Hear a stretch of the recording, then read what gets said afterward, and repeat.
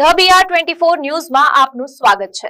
વડોદરામાં અંગદાનને પ્રોત્સાહન આપવા માટે સ્ટર્લિંગ હોસ્પિટલ, વડોદરા શહેર પોલીસ અને ડોનેટ લાઈફ ફાઉન્ડેશન એક સાથે આવ્યા છે।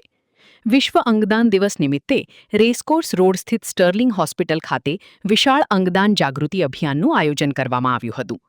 અભિયાનનું મુખ્ય હેતુ નાગરિકોને અંગદાનના મહત્વ અને તેના કારણે અનેક જરૂરિયાતમંદ દર્દીઓને મળતા જીવનદાન અંગે માહિતગાર કરવાનો હતો।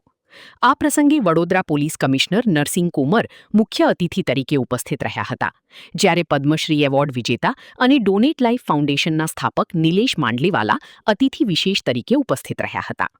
આ ઉપરાંત સ્ટર્લિંગ હોસ્પિટલ્સના facility director Ajit Jha, police કર્મચારીઓ અને તબીબી સ્ટાફ પણ કાર્યક્રમમાં જોડાયા હતા।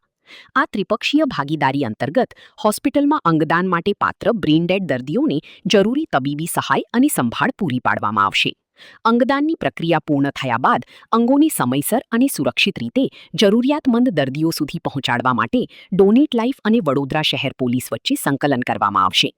અંગોના ઝડપી પરિવહન માટે પોલીસ દ્વારા ગ્રીન કોરિડોરની વ્યવસ્થા કરવામાં આવશે, જેથી ટ્રાફિકની અડચણ વિના ઓછામાં ઓછા સમયમાં અંગો નિર્ધારિત સ્થળે પહોંચાડી શકાય। સાથે જ અંગદાન અંગે પ્રવર્તતી ગેરમાન્યતાઓ દૂર કરવા અને વધુને વધુ લોકોને અંગદાન માટે પ્રતિજ્ઞા લેવા પ્રોત્સાહિત કરવા વિવિધ જનજાગૃતિ કાર્યક્રમો પણ યોજવામાં આવશે।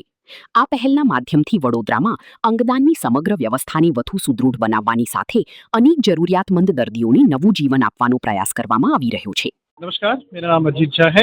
मैं आरसीआर रेसकोर्स स्टर्लिंग हॉस्पिटल का फैसिलिटी डायरेक्टर हूँ।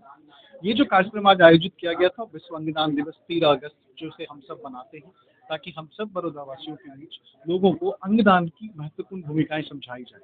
बहुत सारे मिसबिलीफ हैं लोगों में कि अंगदान करना चाहिए, नहीं करना चाहिए, ये कब करना चाहिए, क्यों करना चाहिए।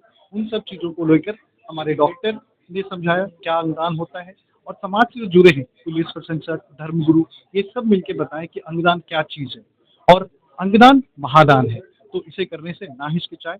और जैसा कि कहा कि गुजरात स्टेट नंबर 5वीं लिस्ट पे है। क्या ये मुहिम देखिए, कोई भी चीज अवेयरनेस की हो, वो मुहिम एक दिन से नहीं मुहिम बनती है।